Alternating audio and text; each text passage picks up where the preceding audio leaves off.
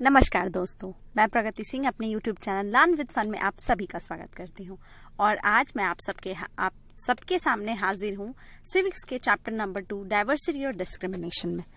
मुझे बेहद खुशी है कि आप मेरे कंटेंट को देख रहे हो। उसे लाइक कीजिए, शेयर कीजिए और सब्सक्राइब कीजिए।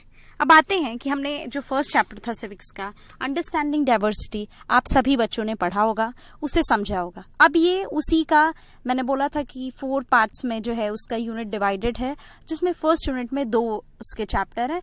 पहला अंडरस्टैंडिंग डाइवर्सिटी और ये दूसरा है डाइवर्सिटी एंड डिस्क्रिमिनेशन। आप सबने इस फर्स्ट चैप्टर को बहुत अच्छे से समझ लिया। अब देखिए, ये सेकेंड चैप्टर का टाइटल जो है डाइवर्सिटी एंड डिस्क्रिमिनेशन है। क्योंकि डाइवर्सिटी तो है, डिफरेंट कल्चर में है, डिफरेंट फॉर्म में है, डांस में है, हमारे रिलीजन में है, उसके बाद से हमारे रहन सहन सब में है। तो इसकी वजह से हमारे डाइवर्सिटी के पीछे पीछे डिस्क्रिमिनेशन भी चलता है। अगर डाइवर्सिटी रिलीजन में है, अगर डाइवर्सिटी कल्चर में है और डाइवर्सिटी अगर धर्म में है, तो उसके हिसाब से हमें डिस्क्रिमिनेशन भी होना ऐसा हो जाता है। तो इस चैप्टर में हम लोग यही पढ़ेंगे कि कैसे डिस्क्रिमिनेशन हुआ। देन कॉन्स्टिट्यूशन को जो B.R. अम्बेडकर साहब जी हैं, जो फादर ऑफ इंडियन कॉन्स्टिट्यूशन कहे जाते हैं, उनका क्या रोल था। देन उनकी जो बुक्स है उनके बारे में एक स्टोरी है, वो पढ़ना होगा। और उसके बाद से हम लोग इस तरह से इस पूरे चैप्टर को समरी के फॉर्म में पढ़ लेंगे। देन इसमें दिखाया गया है कि स्टीरियोटाइपिंग कैसी होती है, रूढ़िवादिता क्या होती है, क्या सोच है, कैसे डेवलप होता है, उसको कैसे कम किया जा सकता है, ये सारी चीजें। अब हम आते हैं इसके फर्स्ट हेडिंग पे। आप यहाँ पे देख रहे होंगे कि यहाँ पे इस पिक्चर में सब एक दूसरे का हाथ पकड़े हुए हैं, दैट इज द डाइवर्सिटी।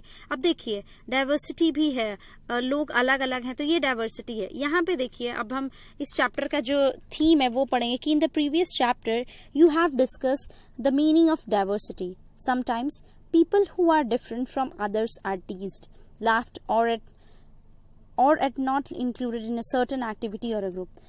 ये होता है, कभी कभी नहीं होता, ये अक्सर होता है कि कभी जब हम लोग जो हमसे डिफरेंट हो, जो हमसे अगर बात में डिफरेंट हो, या फिर वो जो हमारे जैसा दिखे लेकिन हमारे जैसा बोले नहीं, हमारे जैसा वो नहीं पहने, तो हम उसे डिफरेंट चूज कर देते हैं। या फिर ईव टीजिंग होने लगती है, हम उस पर हंसने लगते हैं, या फिर उसको इंक्लूड करते हैं, सर्टेन एक्टिविटी या ग्रुप में नहीं करते हैं। We feel that angry, helpless or sad when friends or others treat us in a such ways. तो हमें बहुत दुख होता है अगर सामने वाला या हमारा कोई साथी हमें ऐसे ट्रीट करे।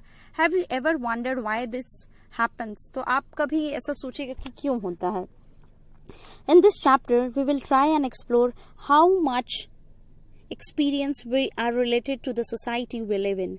We will look at how they are connected to the inequalities that exist around us. तो हम लोग डाइवर्सिटी और डिस्क्रिमिनेशन में यही पढ़ेंगे कि कैसे इनइक्वालिटीज जो है वो इस सोसाइटी में एग्जिस्ट करती है। और ऐसा नहीं है कि कॉन्स्टिट्यूशन बना दिया गया है, उसमें सबके लिए इक्वालिटी का जो लॉ है वो एनफोर्स हो गया है, तो आज सब बराबर है। नहीं, ऐसा नहीं है, आज भी इनइक्वालिटी एग्जिस्ट करती है। तो अब हम पढ़ते हैं कि डिफरेंस क्या है, प्रेजुडाइज क्या है। प्रेजुडाइज का एक बहुत सिंपल अगर हम टर्म्स में समझ लें कि आप अपने नजरिए से देखोगे और अगर आपको लगता है कि ये गलत है तो वो हम उसे गलत मानते हैं, चाहे वो उसके डिफरेंट एस्पेक्ट में हम उसे गलत मान लें, कपड़ों के सेंस में मान लें, रिलीजन के सेंस में मान लें, अपने थॉट प्रोसेस में, तो वो प्रेजुडाइज होता है। मतलब किसी को इंफीरियर समझ लेना किसी अपने थिंकिंग के हिसाब से, तो उसको प्रेजुडाइज कहते हैं। डिफरेंस क्या है कि there are many things that make us what we are, how we live, the languages we speak, what we eat, wear, the games we play and the things we celebrate. ये सब difference है। हम लोग सारे लोग अलग अलग कपड़े पहनते हैं, अलग अलग रूप में दिखते हैं, अलग हैं, हमारी डिफरेंट क्वालिटीज है, हम अलग अलग भाषाएं बोलते हैं। All of these are influenced both by the geography and history of the place where we live in. हम अगर बलिया की बात करें तो हम बलियाटिक हैं, हमारे यहाँ भोजपुरी, हिंदी और अंग्रेजी तीनों भाषाएं बोली जाती हैं। तो ये हमारे आखिर में ज्योग्राफी से ही तो इन्फ्लुएंस्ड है। अगर हम पंजाब में रहते, अगर ज्योग्राफी से अगर इन्फ्लुएंस्ड की बात की जाए तो हम पंजाबी बोलते, अगर हम गुजरात के रहते तो गुजराती बोलते। तो इस तरह से हमारा रहन सहन ये हमारे हिस्ट्री और ज्योग्राफी से भी कोरिलेट करता है। उसके बाद से यहाँ पे देखिएगा कि there are 8 major religions in the world, every single one of them is practised in India. We have more than 1600 languages that are people mother tongues and there are more than 100 dance form. Yet, this diversity is not always celebrated. This is because we feel safe and secure with people who look, talk, dress and think like us. Sometimes तो ये सारी चीजें हैं। अब देखिए मैंने prejudice, तो वो तो डिफरेंस हो गया कि हम 1600 लैंग्वेजेस हैं, 8 रिलीजन है जो हमारे वर्ल्ड में हमारे इसमें प्रैक्टिस किए जाते हैं। उसके बाद से हम अलग अलग सोचते हैं, अलग अलग कपड़े पहनते हैं, हमारा रहन सहन, खाना पीना, ये सारी अलग चीजें हैं।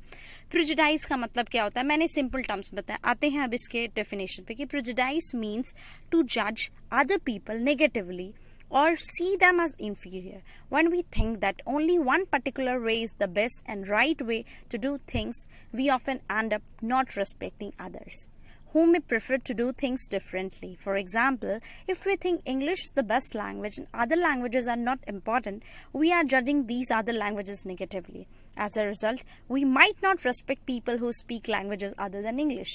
तो ये प्रेजुडाइज का मतलब होता है कि आप अपने तरीके से, यानी कि आप अपने नजरिए से देखते हैं और अगर आपको ये लगता है कि वो सामने वाला गलत है तो आप उसे गलत मान लेते हैं। लेकिन ऐसा नहीं होना चाहिए। अगर इंसान अपना नजर बदल ले तो अगर हम जो देखते हैं, हमारा नजरिया अगर बदल जाए तो नजारा भी बदल जाता है। तो ये वाली चीज है। तो प्रेजुडाइज का मतलब ये होता है कि किसी भी चीज को इन्फीरियर फील करना। और दूसरी बात यह है कि हमें अपनी लैंग्वेज बोलने में, अगर हम बलियाटिक हैं तो हमें भोजपुरी बोलने में भी शर्म नहीं होनी चाहिए, क्योंकि वो इधर सारे साइड में बोला जाता है। तो ये सारी चीजें हैं कि आप अगर कोई बिहारी बोल रहा है तो आप उसे प्रेजुडाइज नहीं कर सकते, आप सामने वाले को इन्फीरियर फील नहीं करवा सकते। तो ये सारी चीजें हैं। और आप किसी के लैंग्वेज पे अटैक नहीं कर सकते हो कि ये ऐसा बोलता है, ये ऐसे बोली जाती है, या फिर जैसे बिहारी में ड बोला जाता है, सड़क नहीं बोल सड़क बोला जाता है। तो ये सारी चीजें, तो आप उस पे उसको अटैक नहीं कर सकते उसके लैंग्वेजेस पे। तो ये है का क्रिएटिंग स्टीरियोटाइप है। ये मेरा पूरा मतलब सिविक्स का एक जो कहते हैं ना कि एक कोर टॉपिक है जो मेरे लिए बहुत इंपॉर्टेंट है। ये मुझे बहुत अच्छा लगा, क्रिएटिंग स्टीरियोटाइप, कि कैसे रूढ़िवादिता को उगने दिया जाता है, क्रिएट किया जाता है। All of us are familiar with gender difference. What does it mean to be a boy और गर्ल? जेंडर डिफरेंस क्या होता है? बी गर्ल और बॉय। और अब तो एक और थर्ड जो इंक्लूजन आ गया है वो ट्रांसजेंडर हो गया है। और सबसे बड़ा एग्जांपल ट्रांसजेंडर का है वो लक्ष्मी नारायण पंडित है। आप उन्हें यूट्यूब पे सर्च करेंगे तो वो मिल जाएंगी। और देन यू विल फाइंड कि ट्रांसजेंडर भी बहुत इंपॉर्टेंट रोल प्ले करते हैं, and they to have their own identity as well. Many of you would say we are born as boys and girls. It's a given. What is there to think about? Let us see if this is the case. देखिए ये सारे cases हैं कि आप well behaved करो, उसके बाद से सॉफ्ट स्पोकन जेंटल हो। लड़कियों को क्या बोला जाता है कि लड़कियां बहुत कम बोलनी चाहिए, बहुत सॉफ्ट होनी चाहिए, बहुत शर्मीली होनी चाहिए, देन वेल बिहेव्ड होनी चाहिए। लड़कों को क्या बोला जाता है? तुम ऐसे रो मत। उसके बाद से कि तुम सारे काम बाहर के कर सकते हो, घर का काम नहीं करना। तो ये सारी चीजें क्या है? स्टीरियोटाइपिंग है।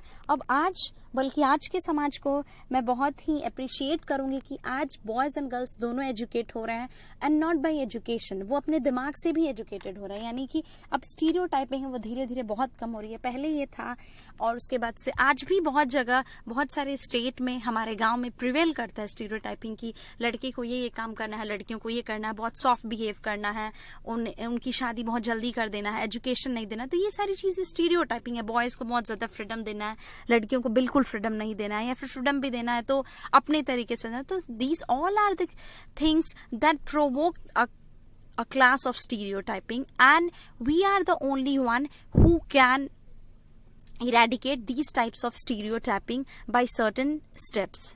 अब हम आते हैं कि इनइक्वालिटी और डिस्क्रिमिनेशन कैसे होता है।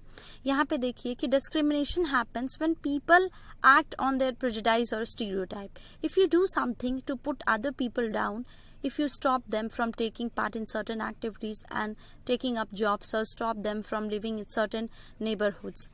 तो ये सारी चीजें हैं जो हम लोग पढ़ते हैं कि इनइक्वालिटी होता है। जब इनइक्वालिटी होगा तो वहां पर डिस्क्रिमिनेशन भी होगा। तो both exist at a time. तो ये सारी चीजें हैं कि आप किसी को अगर कोई जॉब लेने जा रहा है, आप वहां पे उसे रोक रहे हो। अगर बात किया जाए, जैसे पहले में होता था कि अगर किसी कुएं या फिर वेल के पास पानी भरने जा जाता तो उसमें ST SC या फिर जितने भी कुछ जो कास्ट हैं उनको अलाउड नहीं था कि नहीं, पानी नहीं लेना चाहिए। तो ये एक तरह का डिस्क्रिमिनेशन, इनइक्वालिटी है। साउथ अफ्रीका में भी जो नेल्सन मंडेला है वो इतने साल तक इसी चीज को लेकर, डिस्क्रिमिनेशन को ही लेके, कलर को लेके ही उन्होंने जो अपनी लड़ाई लड़ी थी वो इसी चीज के लिए लड़ी, और बाद में वो जीते भी। तो ये सारी चीजें हैं। और ये यहाँ पे देखिए कि discrimination can take place because of several reasons. You probably recall from the previous chapter that Sameer 1 and Sameer 2 were different from each other in many ways. For example, they belong to different religion. This is an aspect of diversity. However, this diversity can also be a source of discrimination. मैंने बोला ना कि जब आप पहले diversity होता है उसके पीछे पीछे डिस्क्रिमिनेशन होता है, तो ये सारी चीजें हैं. यहाँ पे देखिए कि being made to sit separately in the classroom because of one's background is a form of discrimination. अगर हम किसी क्लास को बहुत ही लो मानते हैं और उसे अगर हम बोलें कि आप पीछे जाके बैठो, और पीछे भी आप चार्ट पे नहीं, आप सारे बच्चे अगर चेयर पे बैठ रहे हैं, कुछ बच्चों को बोलते हैं चार्ट पे बैठो, तो ये बहुत बड़ा डिस्क्रिमिनेशन है. इवन एक बार क्या हुआ था कि मुझे याद है, हाँ, एपीजे अब्दुल कलाम जो थे, वो उनके जो टीचर थे वो पंडित थे, और एपीजे अब्दुल कलाम आप सभी जानते हैं कि वो मुस्लिम थे. उनके जो टीचर हैं उन्होंने बोला कि कलाम, जब वो स्टूडेंट थे कि तुम मेरे आओ एक दिन खाने पे, तो कलाम जी जाते हैं, लेकिन वो बहुत ही झिझकते हैं, बहुत छोटे होते हैं तभी, कि मैं तो मुस्लिम हूँ और जो मेरे टीचर हैं वो बहुत ही पंडित फैमिली के हैं, तो मैं अगर उनके यहाँ जाऊँगा तो कैसे ट्रीटमेंट होगा, ये सारी चीज़ें. लेकिन वो जब जाते हैं तो उनकी वाइफ भी और उनके सर भी जो पंडित होते हैं वो बहुत ही अच्छे से एक ही थाली में खाते हैं, एक ही सारी चीज़ें. तब कलाम ने कहा था कि मैं अपने टीचर से ये बात सीखा कि स्टीरियोटाइपिंग जो है वो एजुकेशन से और आपके माइंडसेट से दूर होनी चाहिए, क्योंकि वहाँ पे सर जो थे वो पंडित थे और कलाम जो सर थे वो एक मुस्लिम थे, और तभी भी वहाँ पे जो है स्टीरियोटाइपिंग उन्होंने नहीं किया, कोई डिस्क्रिमिनेशन नहीं किया. तो it's all depend on you कि आप whether you want to become a part of diversity और you want to become a part of discrimination. तो ये सारी चीजें हैं जो इंसान के खुद अपने थॉट प्रोसेस से होती हैं कि वो डिस्क्रिमिनेशन को फॉलो करता है या फिर डाइवर्सिटी को फॉलो करता है. अब ये देखिए, हमें सबसे मैं बहुत आभार व्यक्त करना चाहूंगी इनको, अपने डॉक्टर BR अम्बेडकर साहब को, जो कि जिन्हें फादर ऑफ कॉन्स्टिट्यूशन कहा जाता है. इनकी वजह से आज जितने भी कास्ट हैं, बस मैं ये नहीं कहूंगी कि नहीं जो लोअर क्लास है या फिर शेड्यूल कास्ट है और शेड्यूल ट्राइब है, ये कोई कास्ट का कोई जो स्टीरियोटाइपिंग जो बनाई गई कि ये अपर क्लास है, ये मिडिल क्लास है, no, it's not at all. ऐसा नहीं होना चाहिए जो बनाया गया था. और ये जो इनको तोड़ने के लिए, इसको जो तोड़ा है वो BR अम्बेडकर साहब ने है, और ये बहुत अच्छी बात है. यहाँ पे देखिए लिखा होगा कि doctor Bhimrao Ambedkar is considered the father of the Indian constitution and is also the best known leader of the Dalits. Doctor Ambedkar fought for the rights of the Dalit community. He was born into the Mahar caste, which was considered untouchable. ये माहर cast में पैदा हुए थे महाराष्ट्र में, जिन्हें untouchable माना जाता था. और फिर देखिए, मैं यहाँ पे आऊंगी कि यहाँ पे लास्ट लाइन देखिए कि डॉक्टर BR, इनकी फोटो के पास जो लाइन लिखी गई कि doctor BR Ambedkar believed that Dalit must fight the caste system and work towards the society, not just for a few, but for all people. इन्होंने दलित समाज के लिए बहुत कुछ किया है. इवन बस दलित समाज के लिए नहीं, इन्होंने पूरे भारत के लिए किया. जो कॉन्स्टिट्यूशन जो महान प्रणेता थे, इन्होंने बहुत कुछ भारत को दिया है, और आज इनकी वजह से कॉन्स्टिट्यूशन बना. ये कॉन्स्टिट्यूशन के जो फादर ऑफ इंडियन कॉन्स्टिट्यूशन इनको कहा जाता है, तो इनकी वजह से आज जो था डाइवर्सिटी भी है, डिस्क्रिमिनेशन बहुत हद तक जो है वो कम हो गई. तो ये सारी चीज़ें हैं जो हम लोग इस क्लास 6 के सिविक्स चैप्टर नंबर 2 की डाइवर्सिटी एंड डिस्क्रिमिनेशन है वो हमने पढ़ा. अब देखिए, स्ट्राइविंग फॉर इक्वालिटी. अब हम पीछे चले जाते हैं, जब हम आज़ादी नहीं मिली थी, यहाँ पे क्या था, यहाँ पे भी वही बात बताएगी जो डिस्क्रिमिनेशन, जिससे सबसे ज़्यादा डिस्क्रिमिनेट कौन हुआ है, दलित समाज हुआ है, ST SC ट्राइब कास्ट, ये सारी चीज़ें थी. क्योंकि पहले से ही जो क्षत्रिय थे, ब्राह्मण थे, और उसमें जो अपर क्लास था वो बहुत ज़्यादा प्रिविलेज्ड था शुरू से ही, और इस कास्ट को ये बहुत ज़्यादा लो कर दिया गया था. तो इसके लिए भी स्ट्राइव हुआ था इक्वालिटी के लिए. तो बहुत सारी चीज़ें हम इसमें पढ़ेंगे. और एक चीज़ और है कि मैं किसी भी कास्ट को लो या किसी भी कास्ट को हाई बिल्कुल मैं नहीं बोलूँगी, और ये वीडियो इसलिए नहीं है कि किसी को भी आप लो करोगे. ये हम सिविक्स का चैप्टर पढ़ रहे हैं जिसमें सारी डेफिनेशन दी गई, हम उस चीज़ को ले रहे हैं, तो आप किसी भी तरह से हर्ट बिल्कुल मत होइएगा. यहाँ पे देखिए कि striving for equality, the struggle for freedom from British rule also included within it the struggle of large group of people who not only fought against the British but also fought to be treated to more equal. कि बस वो Britishers से ही नहीं लड़े थे, even वो अपनी सम्मान की भी लड़ाई उन्होंने लड़ी थी. As pointed out earlier, many Dalits organized themselves to gain entry into temple. Women demanded that they should have as much as right to education as men did. Peasants and tribals fought to release themselves from the grasp of the money lenders and the high interest they were charged. तो ये सारा जो हम struggle पढ़ रहे हैं, ये हम उनका पढ़ रहे हैं जिनको इनक्वालिटी बिल्कुल, जिनको इक्वालिटी नहीं थी और उनको इनइक्वालिटी जो थी वो बहुत ज़्यादा थी. When India became a nation in 1947, our leaders too were concerned about the different kinds of inequalities that existed.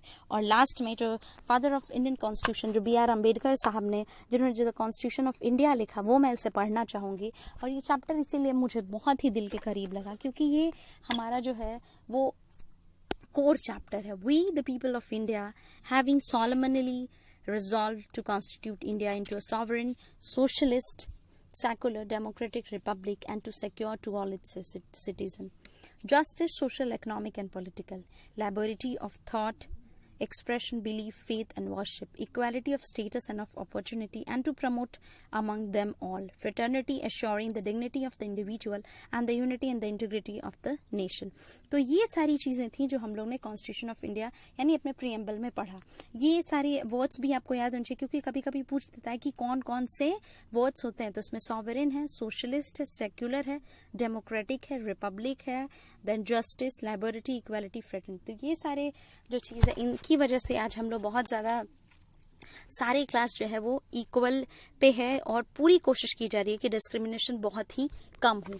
It's not necessary कि पूरा ही वो मिट जाए, बट पूरी कोशिश की जाती है कि वो धीरे धीरे कम हो जाए. तो ये सारी चीज़ें थी जो हम लोग ने पढ़ा और मुझे बहुत अच्छा लगा कि अब हम लोग सेकेंड यूनिट पढ़ेंगे. और उसके बाद से आज 31 मई है, आज world tobacco anti tobacco day भी है. सो ये है सारी चीज़ें हैं और कुछ इम्पॉर्टेंट डेज भी थे मई के, वो भी अगर हम लोग आप लोग बोलोगे तो उसको भी हम लोग कोरिलेट करके पूरे मई के जो